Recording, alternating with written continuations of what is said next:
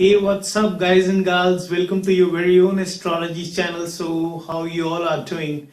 I hope you all are doing well.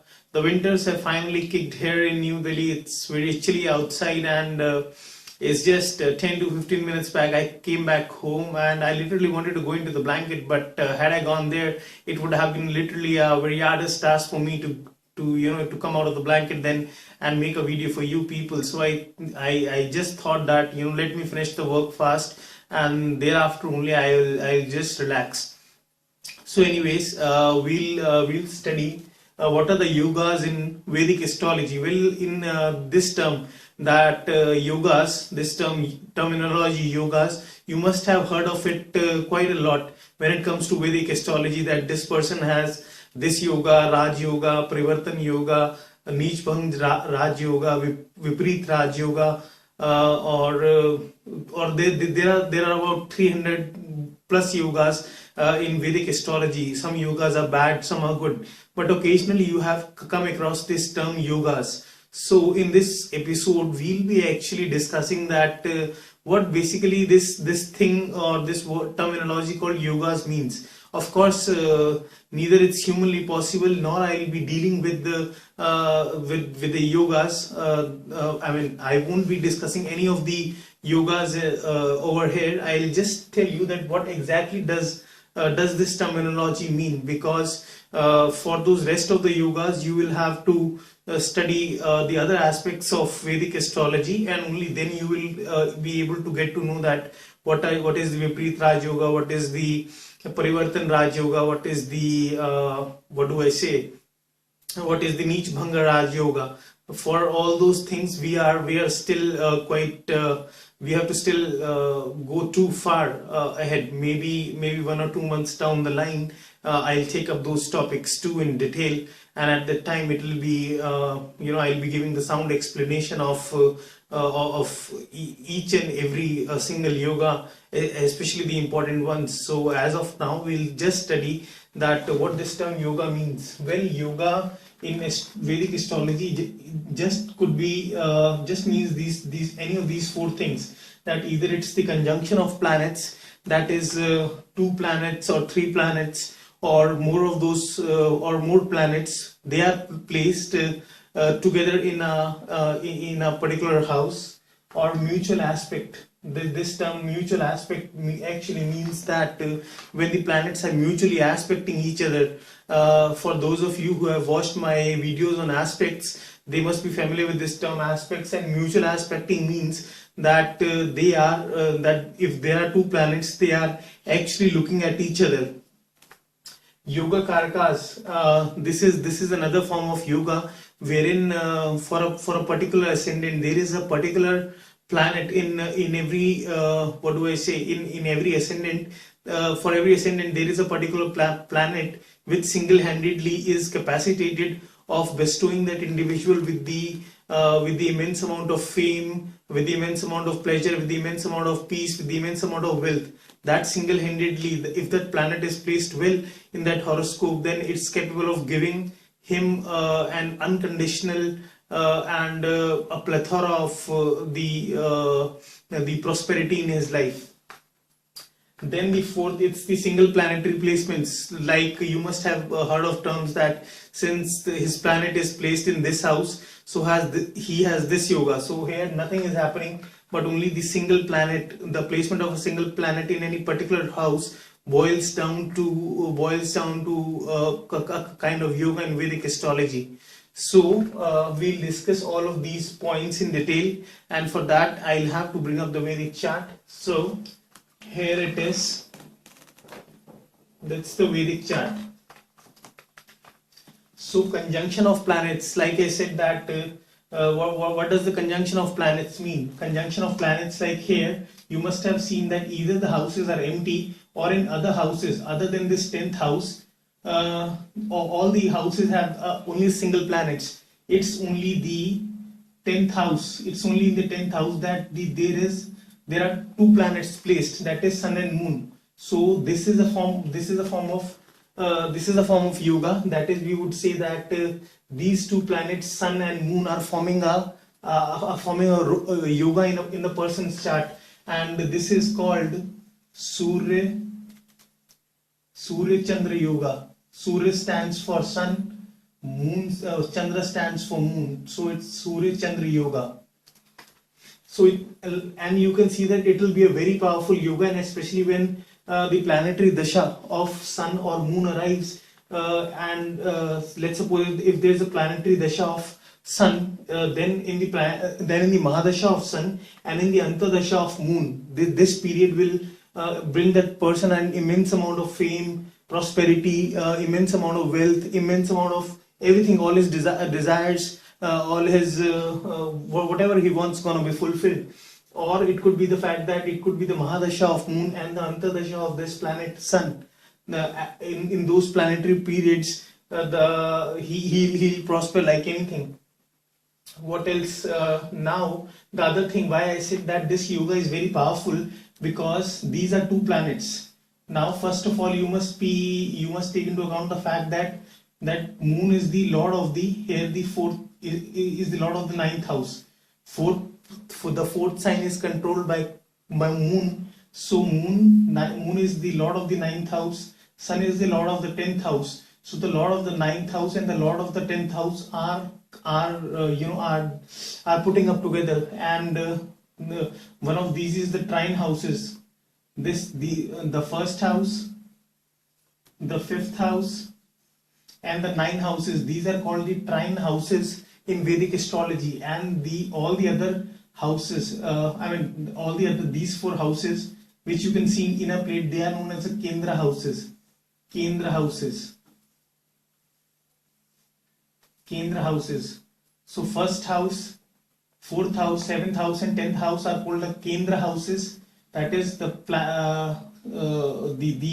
planets, the houses which form a square plate over here, and these 3 triangle planets. That's why they are called the trine, since they form a triangle. The first house, the 5th house, and the 9th house. So you can see that the trine houses are associated with the prosperity, with the happiness, with the luck factor in the life. And the Kendra houses, that is the 1st, 4th, 7th, 10th, these are associated with the materialistic pursuits of life. So here what is happening with that the planet of one of the most powerful Kendra houses, like I told you in one of the previous episodes, that first house is the most powerful house in a person's horoscope, then second comes the 10th house. So 10th house, it's the combination between the lord of the 10th house and the lord of the 9th house. So not only is this planet within the sun or the moon mahadasha will be able to get the material wealth, but he will also, since the lord of the 9th house, the lord of the trine house, moon is present, so it will be also giving him a lot of happiness, a lot of peace, a lot of content, a lot of satisfaction and satiation in his life. Now since this yoga is present in the 10th house and in the sign of in the sign of Leo, that's why I'm saying that this yoga is one of the most powerful yogas, since it is placed in the 10th house, which is the second most powerful house in astrology. Then it is a good house, good sign for as well as the good house for the sun to be placed in. It is also a good house for the moon, or it is moon or the sun to be placed in. And even Leo sign is good for moon and sun to be placed in. It's the own sign of the sun, and sun and moon are friends together. So it's kind of a very powerful yoga. All the things are very much favorable here. Now let's suppose what must have happened. Let's, for example, sun and moon must not have been present here. Had sun and moon been present here, then what? Of course, like I told you, they will form the Surya Chandra Yoga, but it will not be as strong as that of the yoga that was formed in the 10th house. And there are a couple of reasons why. Because firstly, it's placed in the 11th house, and the 11th house is one of the apokalima houses or the cadent houses which progress with time. While the 10th house is the second most powerful house of the horoscope, 11th house is kind of good, but it just slowly progresses with time. So this yoga is not as strong as that when these two planets were placed together in the 10th house. Secondly, sun and moon are kind of they don't feel that good in the 11th house.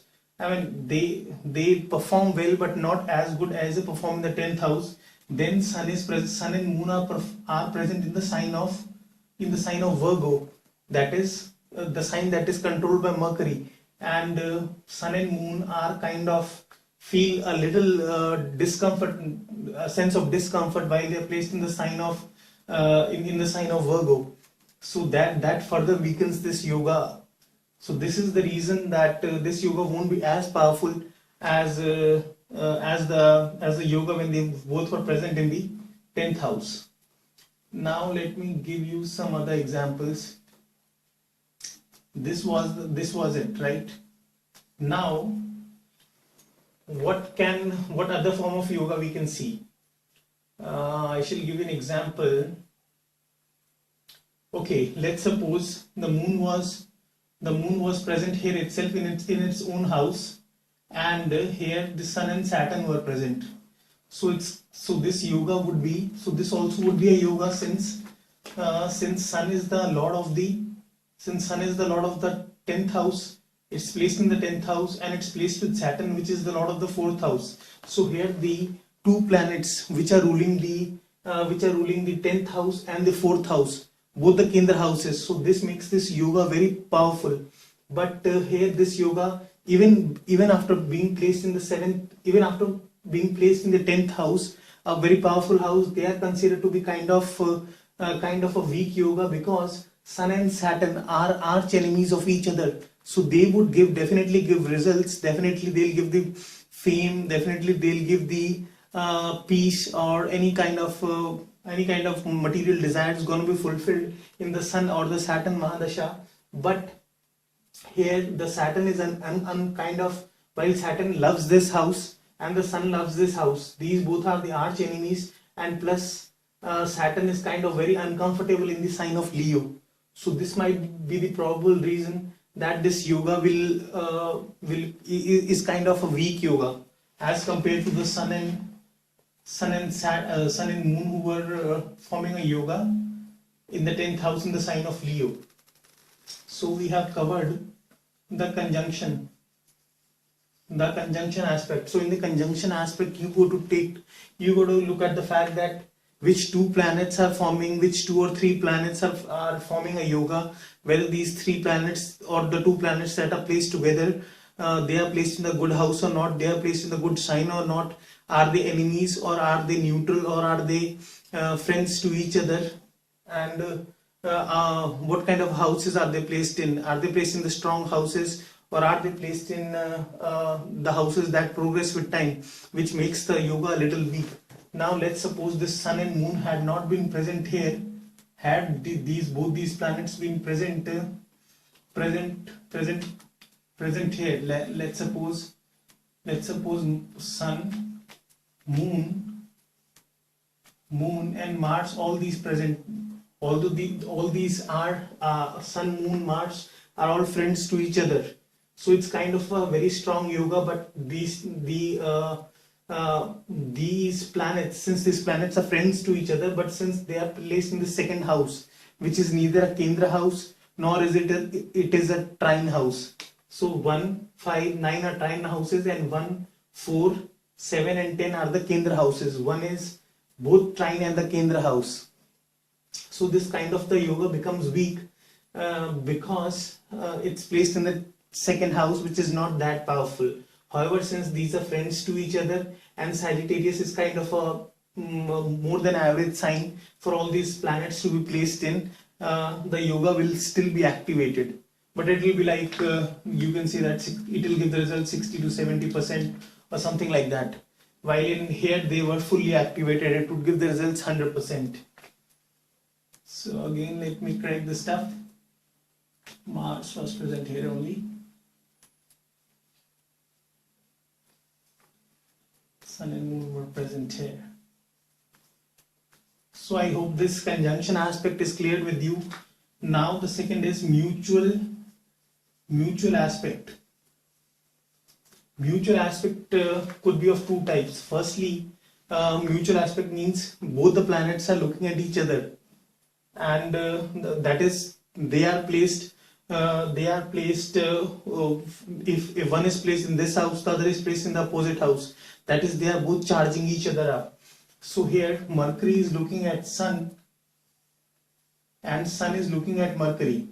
So these kind of form a mutual, these kind of Sun and Mercury are said to form a yoga.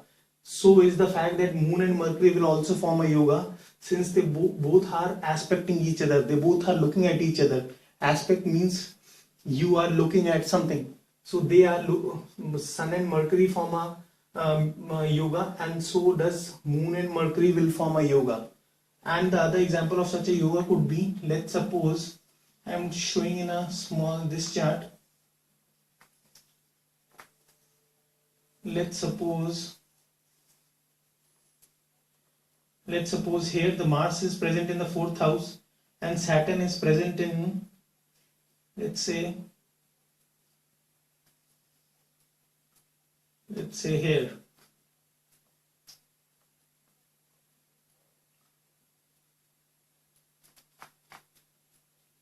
So what is happening here also, Mars and Saturn will form a yoga, because Saturn is being looked by Mars. Mars is putting its 4th aspect on Saturn. Like I told you that Mars has 1, 4, 7. Mars aspects the places 1st, 4th, 7th and 8th from itself. So Mars is casting its 4th aspect on Saturn. 1, 2, 3, 4. And similarly Saturn has 4 aspects. Saturn aspects the places 1st, 3rd, 7th and 10th from itself. And Saturn is aspecting the Mars with the 10th aspect. Let's see how. Let's start counting from here where Saturn is placed. 1, 2, 3, 4, 5, 6, 7, 8, 9, 10. So Saturn is also casting its aspect on Mars. So since these planets are looking at each other, they are forming a yoga, right? And it is very important for this mutual aspect. When this mutual aspect kind of energizes the chart. Let's suppose there is this chart, and while here Mercury and Saturn are present, while Venus is present, and there is no planet over here, then Mercury and Saturn, since they are mutually aspecting each other, mutually looking at each other, they are kind of charging each other up. They are kind of putting the fuel into the fire. They are able to identify themselves by looking at each other. So it's kind of a good thing. Whereas Venus here is kind of a weak. Although Venus performed brilliantly in the 7th house, of course it will give good results. But it will be more strong had there been another planet placed over here in the 1st house. Here Venus cannot identify itself, since there is no planet looking at Venus and Venus is not looking at any other planet. So have you got this stuff, that what is the mutual aspect of how the yogas are formed by the mutual aspect? Right enough? Okay. I'll show you the 3rd form.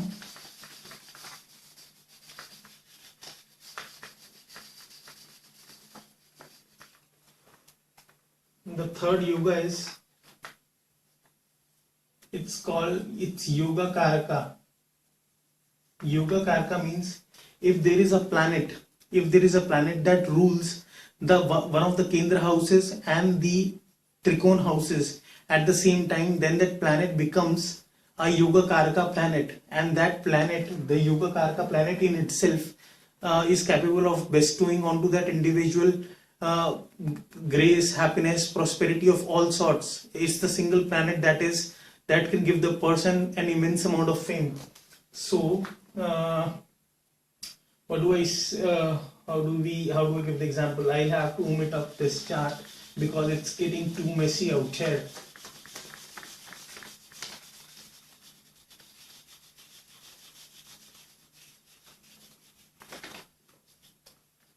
Let me quickly make a chart. You know guys, Vedic astrology is so miraculous a subject.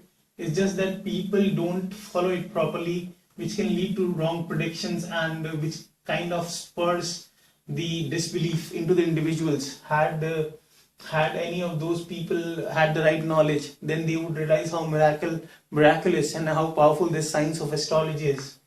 Anyways, let's suppose this is a Cancer ascendant. 4, 5, 6, 7, 8, 9, 10, 11, 12, 1, 2, 3. And then what is the Yoga Karka planet for the Cancer ascendant? Well, the Yoga Karka planet for the Cancer ascendant will be Mars, because see what this house, this 10th house is ruled by, this is a Kendra house, this also is a Kendra house, this also is a Kendra house, this also is a Kendra house. First house is also the trine house, fifth house is the trine house, ninth house is the trine house. So according to definition of Yoga Karka, any planet that rules one of the Kendra houses and one of the trine houses at the same time. So here one is represented by Aries. So this 10th house is ruled by Mars. And similarly, the 8th sign is controlled, 8 means Scorpio. So this house, 5th house, is also ruled by Mars. So Mars is ruling one of the Kendra houses and one of the trine houses. So it is this planet Mars for the Cancer ascendant that can give this Cancer ascendant an immense amount of fame and prosperity in his life. If this even if this planet is averagely placed, kind of averagely placed in this horoscope, it will try to give the results to the maximum potential. Of course, the things would change if Mars is delineated or is placed in very bad dignity. Then it won't be able to bestow onto that individual that much amount of grace and prosperity as it actually should be doing according to the definition. But even if it's averagely placed, it'll try to give the results, if not more, then at least it will give satisfactory results. And one more example of Yoga Karka. Let's omit these. Let me tell you another thing.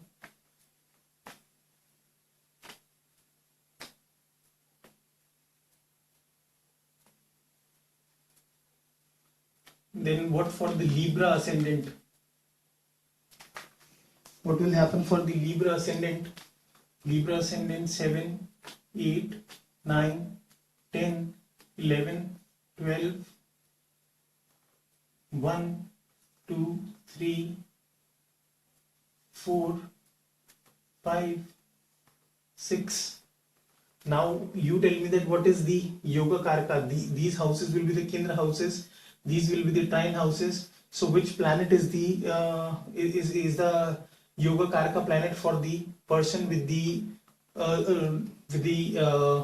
Libra rising sign or Libra ascendant, whatever you call it as? Well, that planet is Saturn, because this is the Kendra house, and 10th sign is represented by 10th sign is Capricorn, and it is ruled by the planet Saturn.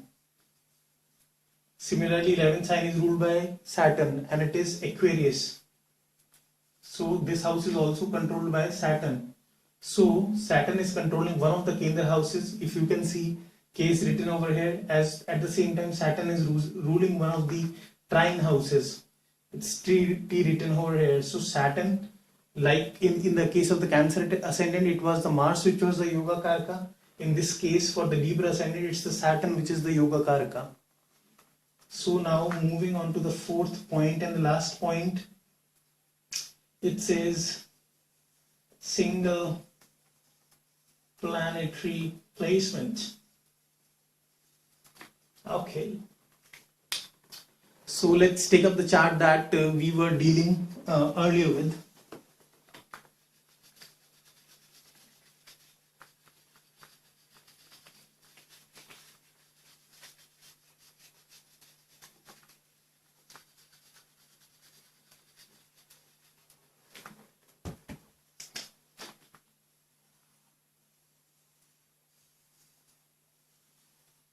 See how disorganized a person I am. I just threw that eraser over there.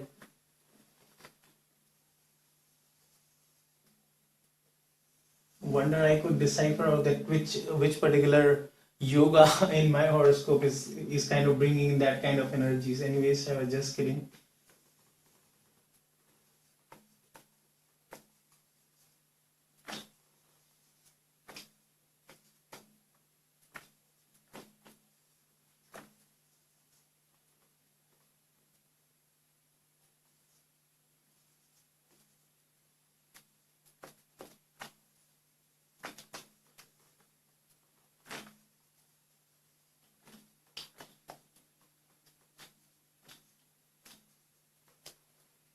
So guys, this is the chart that we were dealing with, and the single planetary placement like Rahu in this, when it is placed in the seventh house, can make a person very materialistically very happy. It can bring a lot of material wealth to that person. Of course, I'll be discussing the why it is said so in the early episodes. But as of now, I'll just tell that Rahu in the houses, if placed in the seventh house or if placed in the 10th house, it is a kind of a Raj Yoga placement. It's the single planetary placement which is giving the Raj Yoga to this planet. If this Rahu is placed in the seventh house or the 10th house of the individual. Similarly, the placement of Sun, had this Sun, of course, it will perform more good if Moon is placed with it. But even if the Sun alone had been present in this house, then also it's kind of a Raj Yoga placement for the Sun to be in the 10th house. Similarly, if Mars is placed in the first house, 7th house, 4th house, 10th house, then if Mars is placed in any of these four houses, let's suppose Mars was here, or Mars was here, or Mars was here, or Mars was here, then also it could make the person, it was the example of the Manglik Yoga, which we have earlier discussed in one of the, in I think the second episode of Basics of Astrology series. So this Mars, however, this Mars in any of these houses kind of ruins of the personal relationships, but as far as the wealth and the materialistic aspects of life are considered, Mars in any of these four houses can give you a lot of fame in the material world. It can bring you a lot of wealth, a lot of courage. So guys, this was it for today, and I'll be soon coming up with new fundas in astrology. And till then, this is your host Trishu signing off. Please don't forget to subscribe to my channel, guys. And if you want to see me over and over again, and if you want to get the regular feeds about what's coming in next, so till then, goodbye, bonjour, shabak khair, sat sri akal, janab ji, and love you.